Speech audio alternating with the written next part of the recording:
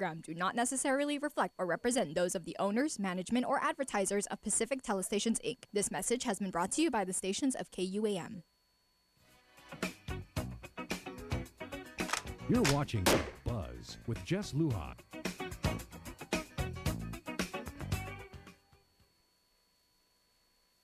And welcome to this edition of The Buzz. Exciting show tonight. We're going diving. And yes, we have Carlie Wiener, who's the communications manager for Schmidt Ocean Institute. We're going to be talking about the Marianas Trench exploration coming up here next month and December as well. That's correct. Welcome, Carlie. Thank you. Thanks so much for having me. And thank you for coming on to the show. Tell us, because, you know, a couple years ago, of course, James Cameron and the Challenger Deep, I think it's called, right? Yeah. It was out here, and of course, he went down and made big news, world news, pretty much. Went down and saw things down there that we've never seen before. Tell us about this next exploration and this Fokker ship that you guys are manning. Well, it's a little bit different than what James Cameron did. We're not sending any person down to the bottom of the Mariana Trench, but we're going to be at Serena Deep, and we're going to be sending some brand new landers that we've developed. So Schmidt Ocean Institute has built 2 brand new landers, full ocean depth. And what we'll do is we'll instrument these landers. They're basically like elevators that go up and down in the ocean. And we put baited traps on them, some cameras, and some rock grabbers as well, so we can look at the geological as well as the ecological aspects of the deep ocean. Now, let me ask you, because you know you go down different hemispheres or atmospheres basically as you go down, and I see these heads here, and you're going to explain to that to our audience basically what these different size heads are or what they stand for. But when you talk about baits, pretty much, how do you know what these organisms or whatever it is, these living things that are down there, that you can bait them to come in? How do we know that? We haven't studied that yet. So that's the exact point, is we don't know. There has been some great research that has already occurred in hadal or deep areas, 6,000 meters to 11,000 meters deep. But we really don't know much about this ecosystem, and the point is we really want to understand what's there and understand how that ecosystem works in such a low oxygen, high pressure environment. And so we do that by putting baited traps down to see what type of organisms we attract. Now, that being said, the different atmospheres we go down, you have a head, then you have big and smallest, I guess. Explain to us, because you know, I used to scuba dive years ago, you know, safe scuba depth that you go to, not more than 100 feet. But yeah, we talked about, you know, depressurizing and things of that nature. Explain to us the different size heads and what that entails. So even if you don't scuba dive, if you've ever taken a dive into the ocean or into a pool even, you know that the deeper you go, the more pressure there is. You'll feel it on your ears. And when we're working at such deep depths, there is an extreme amount of pressure.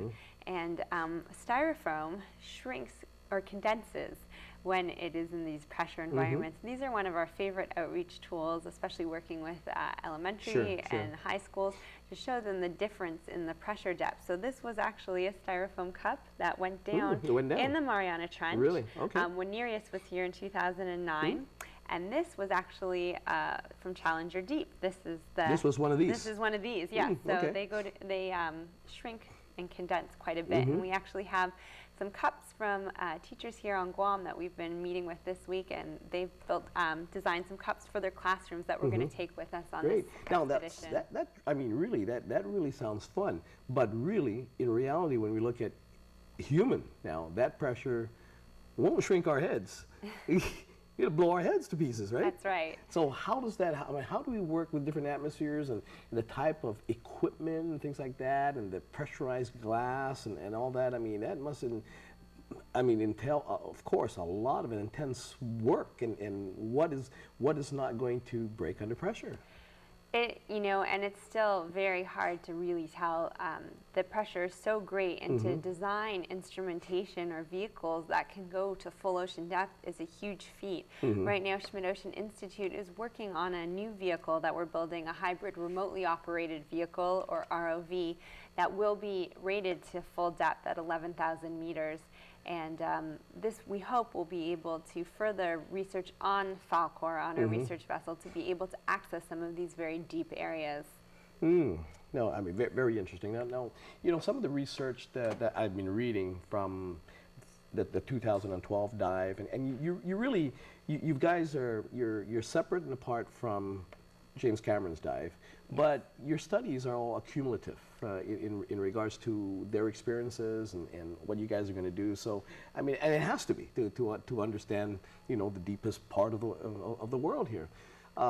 It's very interesting because some of the things that we're looking at is treatment of some of the ailments of some people here, and how these organisms are able to survive in pressure so intense, and what is it in their makeup, in their molecules or whatever they may be, that allow them to survive in that depth and in again that amount of pressure. And as a matter of fact, one of the things I read that, and I'm sure you're probably not be able to answer this, but there are some promising research done on Alzheimer's as a result of exploration into the deepest part of the world. Well, that's the very point, is we don't know a lot. We know very little about these deep environments, and yeah, it's important for scientists to work together to share their information. One of the great things about Schmidt Ocean Institute is one of our missions is to really share the information with the world, to really accelerate the pace of science. And so a lot of the research that we do, we make available on our website, and we share openly the data so that people can work with this information. And we encourage proposals every year to come forward. We accept proposals every December from scientists internationally. And we hope that by offering the ship time, we will provide an avenue or a platform that is really advancing technology and in turn advancing science. Tell us about this ship, because this is just not a ship. This is a ship. This is Falkor. Falkor is a fantastic ship. 272 feet of the highest technology, highest level research equipment that you can have. We have some fantastic multi-beam and echo sounder capabilities, which basically means we can do very high resolution mapping. So remote areas that get maps usually from satellites, we can do 20 to 200 times better the resolution, which really helps for future research, so people, our scientists, really understand what's there and what they need to be looking at. So we have these fantastic mapping capabilities. We have a CTD rosette, which is basically a giant 24-bottle instrument that we drop off the back of the ship, and goes down and collects water samples. And then we can use those water samples to analyze the area, looking at all different types of chemistry and makeup depending on the scientist that's on board. Now let me ask you, because that's, I mean, I'm trying to think in layman's terms in this, but that's equivalent to, I mean, the mapping is equivalent to like a Google Earth, your Google ocean floor, pretty much what you're doing, right? Yes, and actually all our maps we make available through different databases as well as Google Earth. Yeah. Now, when you do that, when you have the know-how, the mechanism, again, to map the ocean's depth, okay?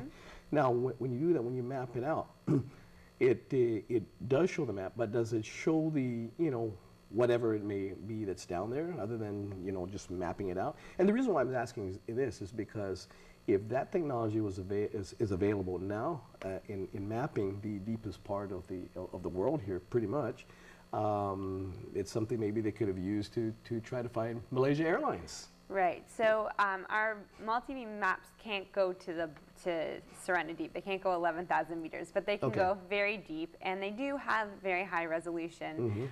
There won't be arrows pointing that this is a deep coral reef and this is that, but people that are trained to look at these maps can understand the bathymetry and what's going on those maps. And they've helped scientists. For example, we were recently in the Papahana-Mokuakea Marine National Monument in the northwestern Hawaiian Islands. We were able to map 35% of the entire monument over a span of 2 cruises this year.